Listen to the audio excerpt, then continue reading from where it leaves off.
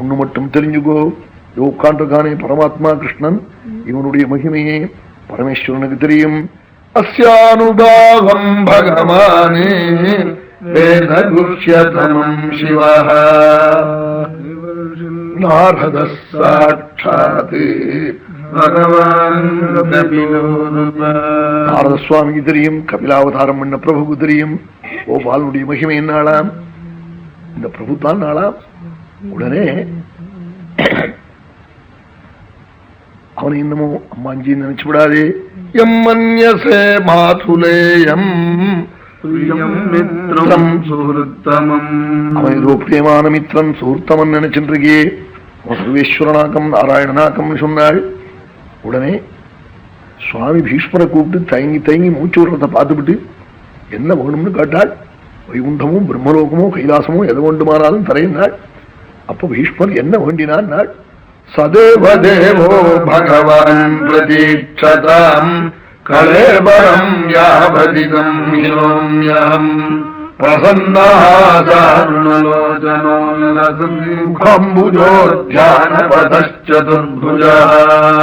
தேவானாவிதைவதம்னு தேவதேவா தேவதேவனான தாங்கள் ஒரு அனுகிரகம் பண்ணினா போரும். இந்த கலேபரத்தை நான் விட போறேன், விடுற மட்டும் எதற்கு நிற்கணும் நாளாம். எந்த ஒரு சுரூபத்தை சதுர்புஜனாய் சங்காத்யாயுதரனாய் பீதாம்பரதாரியாய் கௌஸ்துப கிரீவனாய் புண்ணியஸ்லோகனாய் கஞ்சலோச்சனாய் கமனீய விக்கிரகனாய் காமிதார்த்த பிரதனாய் யோகிகள் ஹிருத்கமரத்துல தியானம் பண்றாளோ அந்த தெய்வத்தை நான் நேர பார்க்கணும் நாளா. ஞானபத சதுர்புஜா நாளா. சதேவ தேவோ பகவான் பிரதீட்சதாம் கலேவரம் யாவதிதம் விட போறேன் இந்த சரீரத்தை, அது மட்டும் நிற்கணும் நாளா. என்ன அர்த்தம்னா சுவாதந்திரம் வெஜ்யதேனால் ஸ்ரீதரர். சரீரத்தை விட போறேன்னு யாராவது சொல்லுவனும், என்ன பிடிச்சி இழுக்கிறான்னா சொல்லுவான். விட போறேன்னாளா ஸ்வச்சந்த மிருத்யு, கொஞ்சம் பொறுத்துக்கணும் நாளாம். பிரதீட்சதாம் சொன்னதுனால விளம்பமும் தெரியுது, என்னமோ பண்ணிவிட்டு விட போறாருன்னு தெரியுது. நாள் பிரசன்னாம்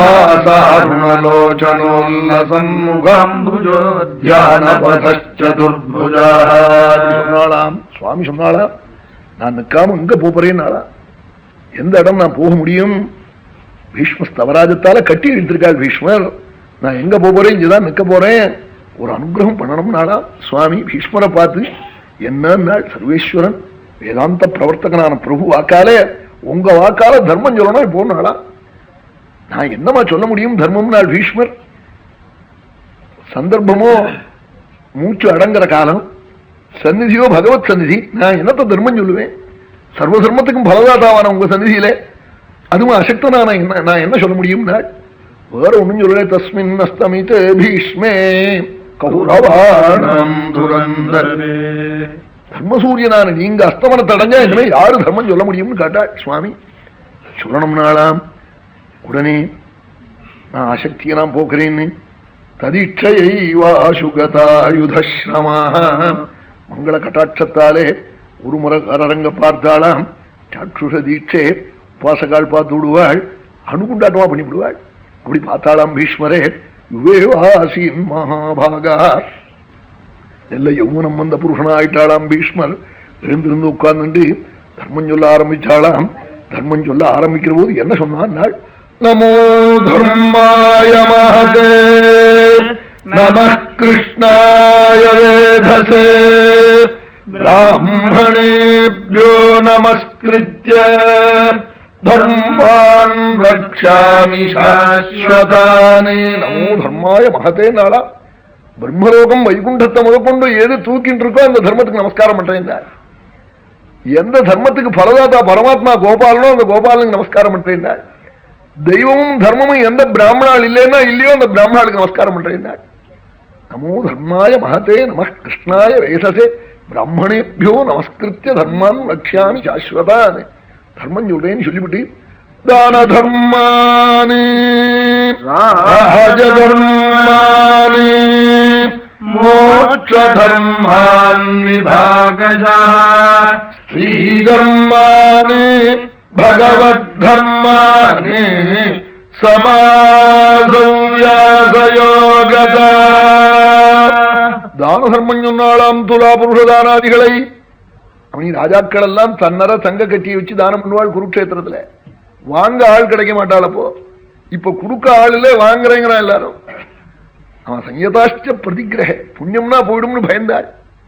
அப்படிப்பட்ட தேசம், புண்ணியத்தை பெரியா நினைச்ச தேசம். அவன் தானத்தினுடைய பெருமையை பத்தி சொன்னால் சகல தானமும் சொல்லியிருக்காள். கோதானம், பூதானம், சொர்ணதானம், திலதானம். இன்னென்ன தானத்துக்கு இன்னென்ன பலம், இன்னென்ன கஷ்டத்தை போக்கும், இன்னென்ன பாபத்தை போக்கும் குடும்பத்துல என்ன சொல்றாள். பூதானம் என்ற குடும்பத்துல பார்ஷ்வாயுவே வராதான். பிரத்யாருடைய சொத்தை அபகரிச்சவனுக்கு தான் பார்ஷ்வாயு வருமா. அவன் ஆஸ்மா ஆருக்கு வருங்கிறாள், இன்னாருனா இருக்குங்கிறாள். எல்லாம் சொன்னா அப்படி இப்படித்தான் இருக்கு. ரோகம் புண்ணிய பலம் இல்லை பாருங்க. ஏதோ ஒரு பாபம் பண்ணித்தான ரோகம் வந்திருக்கு. அதுக்கு பரிகாரம் சொல்றாள்.